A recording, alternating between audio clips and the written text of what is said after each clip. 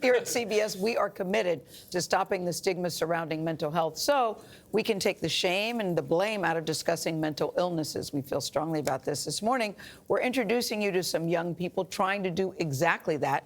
1 in 6 children and teenagers ages 6 to 17 experience a mental health disorder every year in the United States.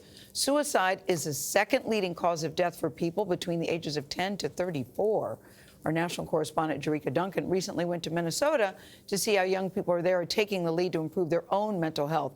Jericka, good morning to you. What did you learn here? Well, I learned that these young people simply want to be heard. The goal of the event is to stop the stigma. In this case, young people are doing that by speaking up. A couple of weeks ago at Youth Cultural Healing Summit, Minnesotans took center stage to transform their pain into perseverance. Now, this is a story all about how a woman in the storm, she got real loud. Hundreds of people gathered at this church in downtown Minneapolis for lessons on healing and resiliency. Marnita Schradel runs the nonprofit that co-hosted the summit with the Catalyst Initiative. It really was a brainchild of a group of young people who came to us and said, there's so much happening in our communities, whether it's violence, whether it's poverty, whether it's feeling dislocated. Can you help us build a space where we can come together and heal?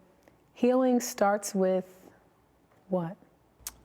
Us, I would say. 25-year-old Mariana Morgan Sawyer says acknowledgement played a big role in her own healing. I practice positive self-talk. She's a part of a nonprofit that started with a group of public school kids at risk of dropping out. No one should have to struggle alone. Why do you think it's so important for people, especially young people of color, to have a place like this? I think it's important to receive the information. So, one, that there's such a thing as trauma. 2, that there's something that you can do about it. You don't have to just walk around being sad or angry all the time. There are ways that we can unpack these things for ourselves. It's a coping mechanism, so they don't have to feel. They unpack their own trauma through theater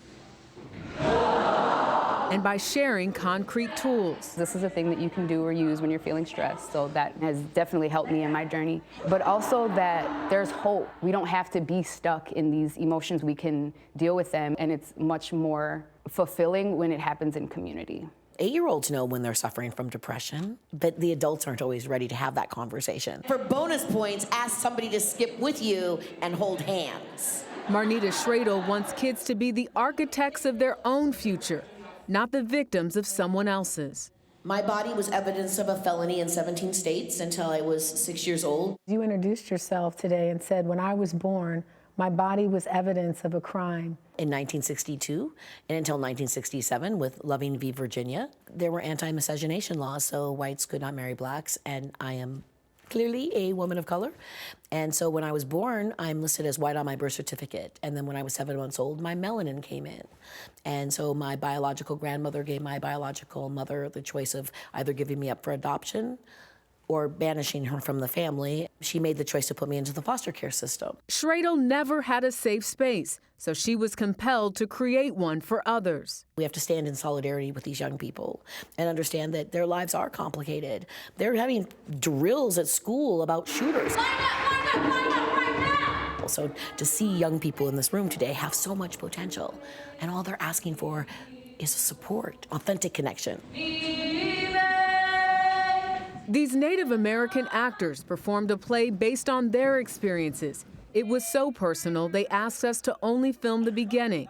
But their stories connected with teenager Keontae Dunbar. And that scene in the Native American play, that connected with me a lot, because like my parents used to fight a lot. Does it help to be around people that have experienced that similar type of trauma to know that you're not alone? Yeah, because you can like talk to them and they actually understand. If you do not tell the truth, then no one will trust you again. How important is it for you and people who look like you to be able to open up? I think it's a big thing, a big deal, because a lot of African-American males think it's not okay to have mental health issues, or like that's a white people thing. What are you walking away from here today with that you didn't have when you came through the doors?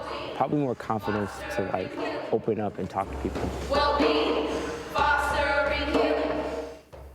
The event organizers tell us they get about 50 to 60 calls a week from people across the country asking how they can put together similar youth cultural healing summits. There is clearly a willingness to bring people together and focus on wellness. So it went very well. They were satisfied with the turnout. It happened on a day where public schools were out. So they had a really great turnout from people all across that area. It shows once again how important it is to show that you are not alone. Whatever it is you're going through, somebody else is going through it too. Seems your voice held up. Looked like you were losing your voice there. A little bit, but we got through it. What a It's great important story. to tell. Very important. Thank you. Thank you, Jericka. Thank you very much.